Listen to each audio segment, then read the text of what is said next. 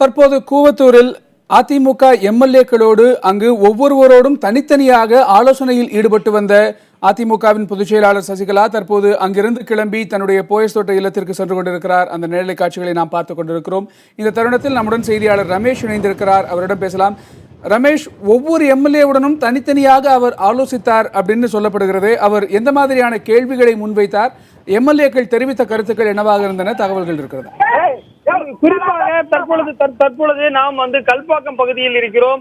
அவருடைய கான்வாய் பகுதியில் சென்று கொண்டிருக்கிறோம். குறிப்பாக நீங்கள் கேட்டது போல ஒவ்வொரு எம்எல்ஏக்களுடன் அவர் ஆலோசனையில் ஈடுபட்டு வந்திருக்கிறார்.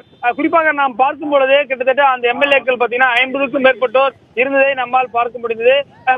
முக்கிய அமைச்சர்கள் குறிப்பாக கேபி அன்பழகன், கருப்பண்ணன் உள்ளிட்ட மூத்த அமைச்சர்கள் முன்வரிசையில் அமர்ந்திருந்ததை நம்மால் பார்க்க முடிகிறது. தற்பொழுது இந்த கார் அணிவகுத்து இருக்கக்கூடிய காருக்கு முன்னாக அவைத்தலைவர் செங்கோட்டையன் முன்னணியில் சென்று கொண்டிருக்கிறார். குறிப்பாக போலீஸ் பாதுகாப்பு எதுவும் இல்லாமல் தனியார் பாதுகாப்பு மட்டுமே இந்த கான்வாய்க்கு வழங்கப்பட்டிருக்கிறது. அதையும் நம்மால் பார்க்க முடிகிறது. கிட்டத்தட்ட சென்னையில் இருந்து 75 கிலோமீட்டருக்கு அப்பால் இந்த கூவத்தூர் இருக்கிறது. தற்பொழுது 15 நிமிடங்களுக்கு முன்பு புறப்பட்டு கல்பாக்கத்தை தாண்டி மகாபலிபுரத்தை நோக்கி இந்த ஈசிஆர் சாலையில் அவருடைய காருடைய அணிவகுப்பு என்பது நடந்திருக்கிறது. 3 மணி நேர தீவிர ஆலோசனைகளுக்கு பிறகு அவர் வந்திருக்கிறார். குறிப்பாக செங்கோட்டையுடைய பேட்டியிலிருந்து நாம் அறிந்து கொள்வது என்னவென்றால், அவர்கள் ஏற்கனவே சசிகலா கவர்னருக்கு எழுதிய கடிதத்தில் 75 குறிப்பாக ஒட்டுமொத்த எம்எல்ஏக்களுடன் நான் உங்களை பார்க்க தயாராக இருக்கிறேன், நேரம் கொடுங்கள் என்று கூறியிருந்தார். இங்கு வருவதற்கு முன்பாக எம்எல்ஏக்களுடன் அவர் கவர்னர் மலைக்கு செல்வாராய் என்ற ஒரு கேள்வி எழுந்தது. ஆனால் தற்பொழுது அந்த நிலை இல்லாமல் செங்கோட்டையன் பேட்டியிலிருந்து நாம் உணர வேண்டியது, நாளை வரை காத்திருக்க முடிவு, அதே போல சசிகலா முதல்வர் ஆகும் வரை நான் அதுவரை ஓய மாட்டேன், அதுதான் என்னுடைய பணி என்றும் தெரிவித்திருக்கிறார். அப்படி பார்க்கும் பொழுது தற்போது இவர் போயஸ் கார்டன் இல்லத்திற்கு தான் சென்று கொண்டிருக்கிறார் என்று அதிமுக தகவல்கள் நமக்கு தெரிவிக்கின்றன. ஏனென்றால் தற்பொழுது ஆளுநர் மாளிகையில் இருந்து நேரம் இதுவரை ஒதுக்கப்படவில்லை.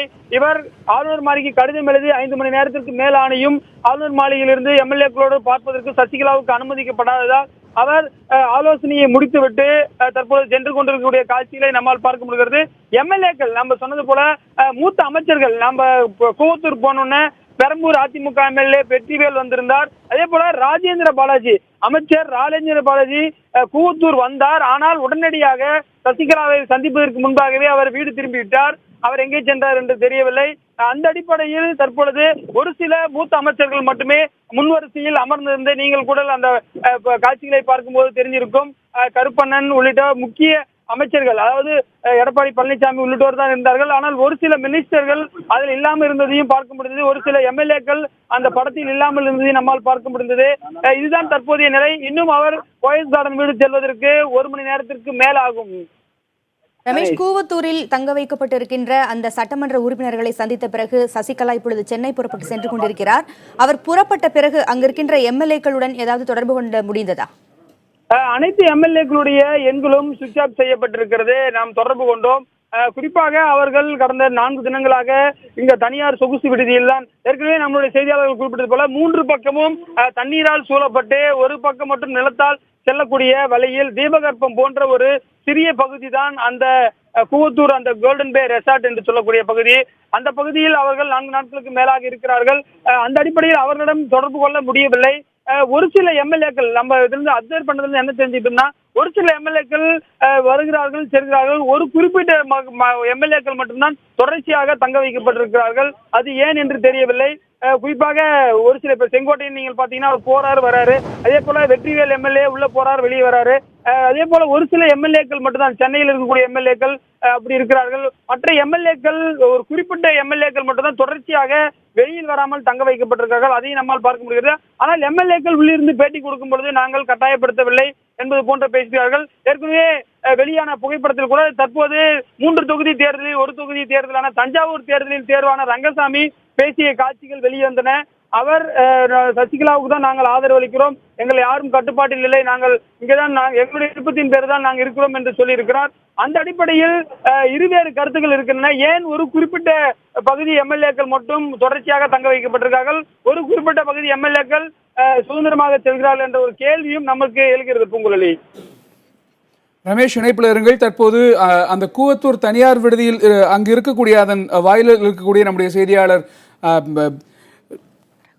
ரகுவரன் கிட்ட பேசலாம். ரகுவரன், கூவத்தூர்ல தற்போது அந்த கூட்டம் என்பது நிறைவடைந்திருக்கிறது. அதன் பிறகு அங்க இருக்கக்கூடிய எம்எல்ஏக்களிடம் தொடர்பு கொள்ள முடிந்ததா? அவர்கள் இந்த கூட்டம் பற்றி என்ன சொல்றாங்க? என்ன விவாதிக்கப்பட்டது?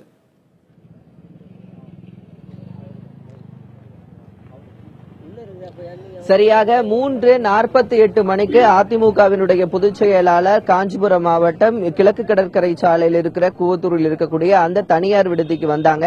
இங்கே இருக்கக்கூடிய சட்டமன்ற உறுப்பினர்களை தனித்தனியாக சந்தித்து 3 மணி நேரத்திற்கு மேலாக அந்த ஆலோசனையானது நீண்டது. ஒரு சில மணி நேரத்திற்கு பிறகு பார்த்தோம்னா இங்க காவல்துறையின் பாதுகாப்பு எண்ணிக்கையானது மிகவும் பலப்படுத்தப்பட்டிருந்த நிலையை நாம் பார்த்தோம். கிட்டத்தட்ட 150க்கும் மேற்பட்ட காவலர்கள் தடுப்புகளுடன் நின்று கொண்டிருந்ததை நம்மால் பார்க்க முடிந்தது. அதன் பிறகு ஆலோசனை நடந்து கொண்டிருப்பது தொடர்பாக அந்த விஷுவல்ஸ்கெல்லாம் அங்க வந்து கொண்டிருந்ததை நம்மால் பார்க்க முடிந்தது. மூத்த அமைச்சர்கள் மற்றும் சட்டமன்ற உறுப்பினர்களான செங்கோட்டையன் போன்றோர் வந்ததை பார்க்க முடிந்தது. மற்றும் அமைச்சர் ராஜேந்திர பாலாஜி வந்தார். அவர் அதிக அளவிலே தொண்டர்களின் கூட்டமும் பொதுமக்களின் கூட்டமும் அந்த சாலையை மறித்து நின்றதன் காரணமாக அவர் திரும்பி சென்ற காட்சியை கூட நம்மால் பார்க்க முடிந்தது. மற்றும் எம்எல்ஏ இருக்கக்கூடிய வெற்றிவேல் அவர்களும் அதிக கூட்டத்தின் காரணமாக உள்ளே செல்ல முடியாமல் வெளியே நின்ற காட்சியை நம்மால் பார்க்க முடிந்தது.